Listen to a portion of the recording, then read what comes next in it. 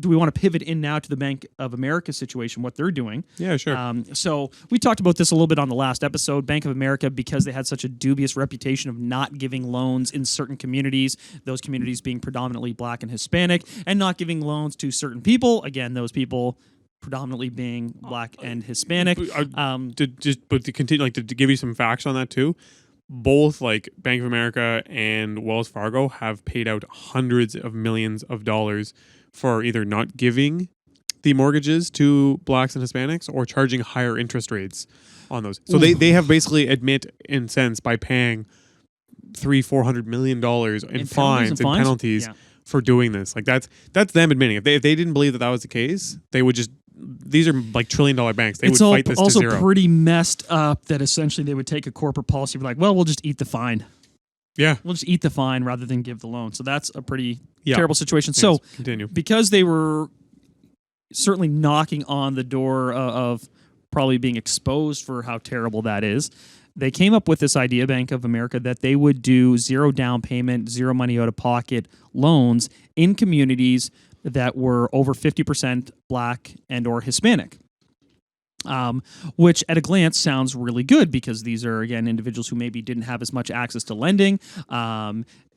Statistically speaking, across North America, they own a disproportionately small amount of real estate. Home ownership is lower than in other communities. So this all sounded pretty good at a glance. But it's an interesting time for them to choose to hand this out. So like we just talked about with everything coming down the pipe, it's funny that it's like, okay, our normal buyers are starting to ease up and slow down. So now we're going to start offering these programs that in any time are higher risk because they're likely 102, 103% loan to value on these properties that are potentially shrinking in value.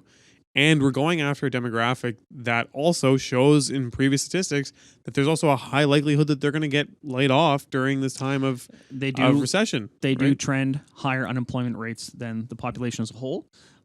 So you're 1,000% right. It sounds so good to be like, here you go.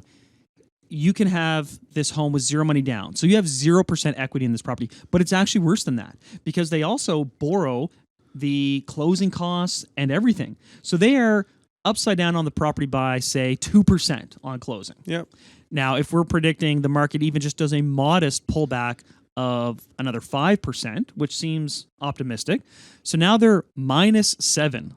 Like they are in the whole 7% of that property's value right, within a matter of months of moving in. So if they get in a situation where they have to sell the property, well, newsflash, they can't sell it. They would have to pay a 7% premium out of pocket to sell the home.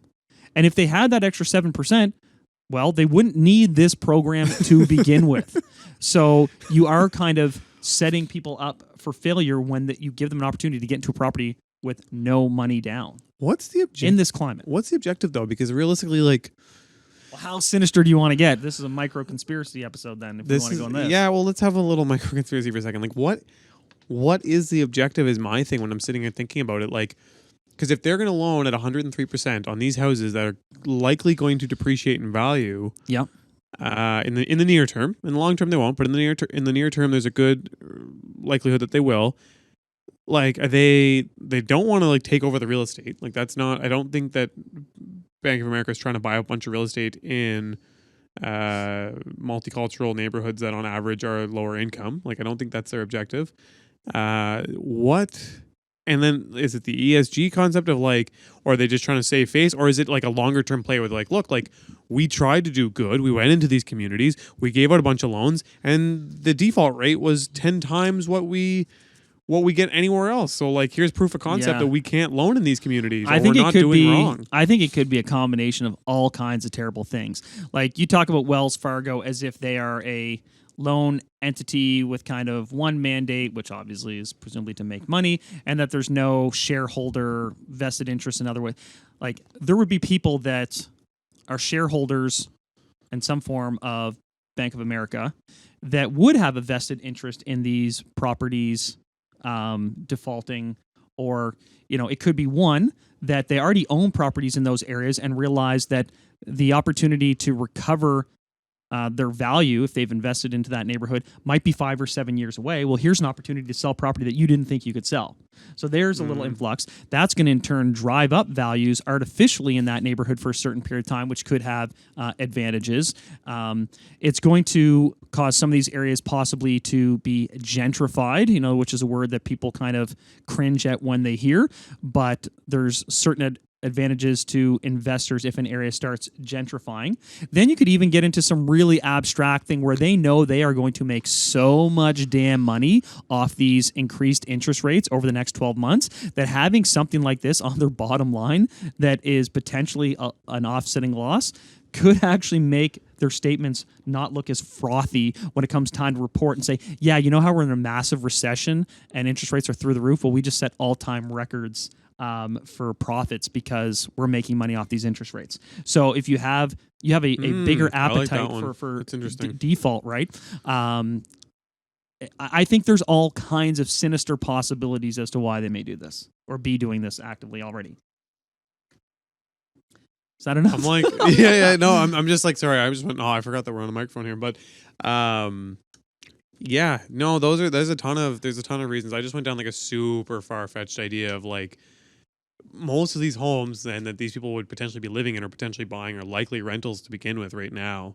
And so it's 100%. like, is it like someone owns them? Is it to aid their bigger clientele in liquidating all of their subprime properties? Or to drive up that market in general so those people can continue to show strong net worth while they get hammered in other net worth areas. To keep them afloat. Yeah. And keep their bigger totally like white customers up and there's some big landlords in those areas that may be getting kicked in terms of their personal net worth in all kinds of areas. Well, now if all of a sudden that apartment complex that they have in a relatively low price area sees this injection of cash into the neighborhood and that area gets falsely propped up temporarily, well, that benefits these larger land owners in those areas too. It feels super predatory. Oh, I think it's predatory such a lending. Weird, like if they did this 2 years ago, it'd be like, oh yeah, sick. It would have changed a generation of people if they had done this 3 years ago. Yeah, right around. It would have changed. You would have taken a generation of people who were effectively excluded from home ownership, and as such, it increases the likelihood of their children being excluded from home ownership, and changed that in perpetuity if they had done this 3 years ago. And because not only because there would have been a better climate in general, they also would have seen this run up of a 20% potential increase in the value of those homes, which now if they did fall on hard times, they could sell those homes even as things are contracting a bit. With some cash. They would at least be 3 years into home ownership, and at worst, neutral to pre-pandemic, because the market still has to tumble an absurd amount, like 25% more for us to reach the levels of pre-pandemic. I think it's even more than that. I think it's like 30-odd%. So anyone who thinks we're going back to 2018, my God, if we do, it's going to be it's going to suck. It's going to be insane. So I don't think that's going to happen, right? So these people would have been really in such a better position, but they didn't do it then. They're doing it now while the market is collapsing all around people. Yeah, this hurts my head. It's a little bit sketchy. I'd love to be a fly on the wall in like the room of the executives making the final decision at like Bank of America. I feel like they're all it's like Dr. Evil's lair. They have like an island with like a face on it and they shoot laser beams, and I'm like, I think all these banks are like, oh my God, we are going to make so much money. They need to cover it up this year and next year, because man, if default rates go up a bunch though, they don't necessarily make a ton off of that. Man, you think they're not making a huge difference between interest rates at 1.9 and interest rates at 5? What? Are you kidding me? That is the major source of bank income by a wide margin. They are not making their money off the $2 you pay at the ATM. They have increased their spread a lot. That's actually something I was looking at. Who was I with? A commercial banker, and they were like, the spread used to be a point, and now it's 2. And how does this change their expenses as a bank? It doesn't. No, it doesn't at all. So none of their expenses has changed. I guess my thing is though, it's not as simple as like they're making that 4%, because obviously they're paying more money for the money that they're lending out. But but they've just increased their spreads. For those listening, like a spread is the difference between what they're paying for the money that they're borrowing from the Bank of Canada or the Reserve, and then what they're relending it out at. So if they're paying 3% for the money from BOC and then they're relending it out at 5%, the spread is 2 points or 200 basis points. And so what I was referring to is the commercial person that I met with in the last week. They were saying like before the spread, actually I think the spreads, I'm trying to remember if it came down or went up. I think it came down, oddly enough, between commercial and residential to try and keep things Yeah, I don't know. keep things down. I gotta check back on that, and I'll say it on But the the next spread one. But between what it costs for them to have money and then lend it out and their expenses and what their revenue they bring in has 100% gone up. yeah, I would suspect that would make sense, and it's also easier to blend in an extra 10, 20 basis points when you're already looking at a 5 or 6% rate versus when it's a race to the bottom. Everyone's trying to undercut because people are so fired up to be like, I signed at 1.3%. Also, all their projections on their short-term money are going to be through the roof because they know, the exits for these people are going to be way higher rates. So everything we've kind of budgeted for, like we're going to blow it all out of the water. These banks are going to be very profitable, I think, this year and next. It's interesting though because it's tough too because it's gonna be hard to get more money out the door when things slow down. That's true. Yeah, You know what I that mean? is true. It's like they're gonna be making a lot of money off the previous money that's out. Yeah, But then recycling new money to get it back out the door is gonna be tough. yeah. But like those loans aren't going to disappear, right? Like people aren't going to be paying off mortgages, so people are going to be doing the same refis. Yeah. Like the money is still going to be out there, Even so, just the renewals. But like, so the seller doesn't sell, so there's not new money on that deal. Well, what does that mean? You're keeping the existing mortgage product you have, Yeah. right? Like the total loan amount is still out there. Is it not going up and up and up? Well, it's not on new money, but on existing money, whatever's variable is going up and up and up. It's a great model, man. We should be the bank. Should be the Forget bank. being the borrower. Be the bank. When I was broke, I had rich habits. When I was broke, I had rich habits.